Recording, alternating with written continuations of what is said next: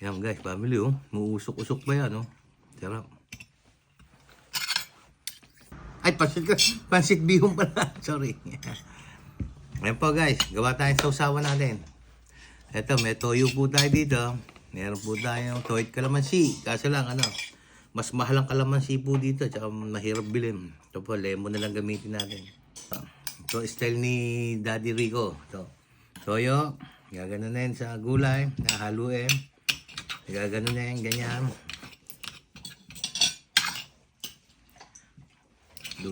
Puputulin po yung noodles. Yan, ganyan.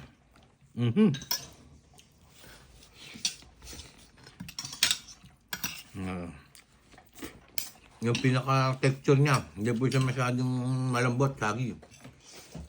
Tikman po natin yung tatay ko po. Nalagyan, may kanin pa po yun, kanin. Gaganyan yan. Tapos kuha ang pan na yun, kanyang pansit. Kaya naglalagay pa ng pamintang particular yan. Yan, family guys, may fishball.